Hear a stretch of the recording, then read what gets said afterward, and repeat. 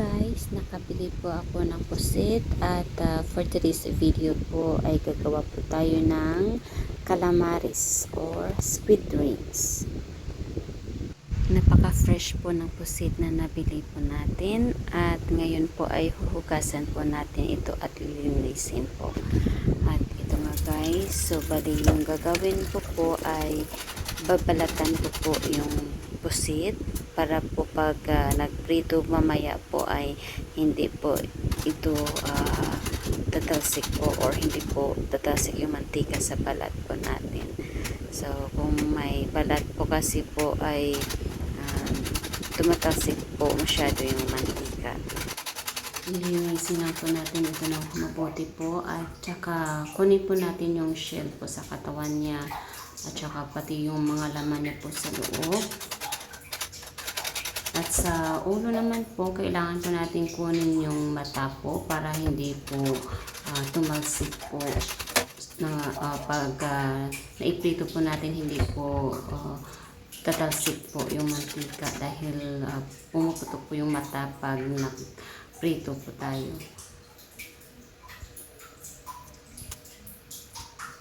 So medyo trabahoso lang po yung calamares. At ito na nga guys, yung mga pusit na nilinis ko. So, bali yung gagawin ko ngayon ay hihiwain po natin ito.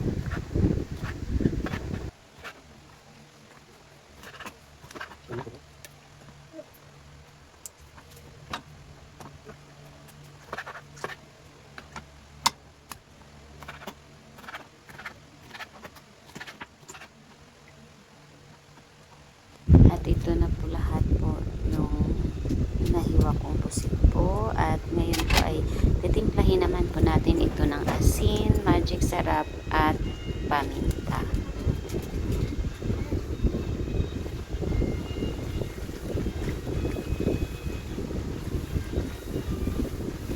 At pagkatapos nito guys ay gagawa lang po tayo ng batter po para po i-didip po natin yung mga pusit po na nahiwa natin.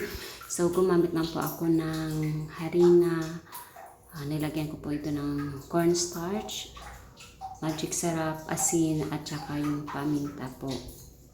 So lalagyan lang po natin ito ng tubig para po ma-edit po natin mamaya yung mga pusit po na nahiwa natin po.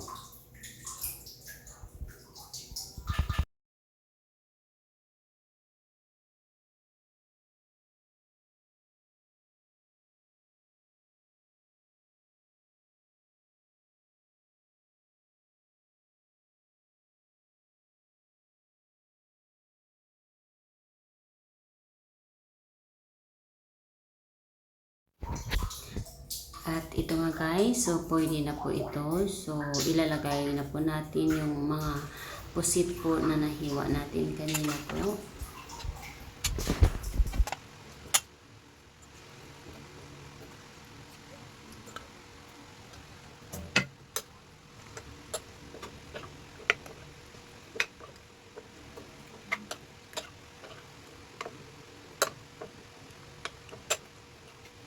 Pagkatapos dito po ay gumawa pa rin po ako nag-mix ako ng harina at saka cornstarch para po i-coat ko naman po yung mga pusit po. So para mas magiging crispy po yung calamaris po natin. So i-coat lang po natin ito para mas maganda po i-fry or mas magiging crispy po yung calamaris natin po.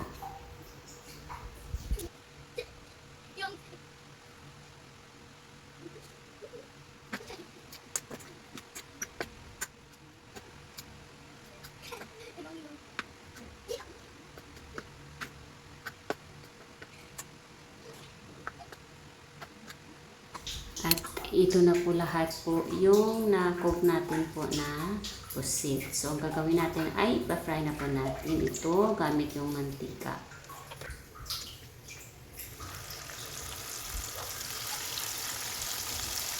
aantayin lang po natin ito na magiging golden brown po at saka hahanguin po ito sa lutuan po.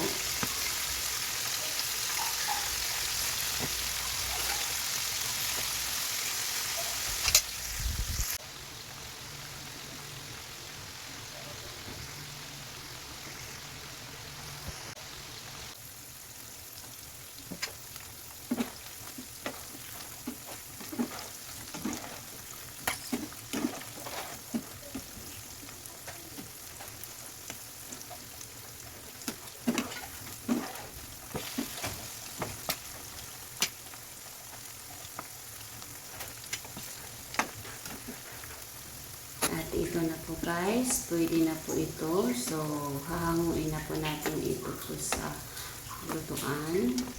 Masarap po yung calamares guys. So, paborito po ito naming lahat ng asawa ko, ng anak ko, at paborito ko rin po ito.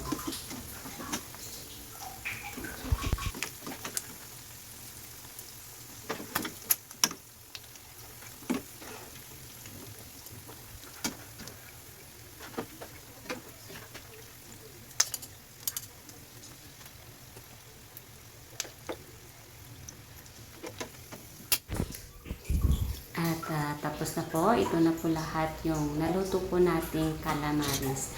So, napaka-crispy niya po guys. So, titikman po natin. So, kung naririnig nyo po, napaka-crispy po ng calamares natin. Hanggang sa muli po!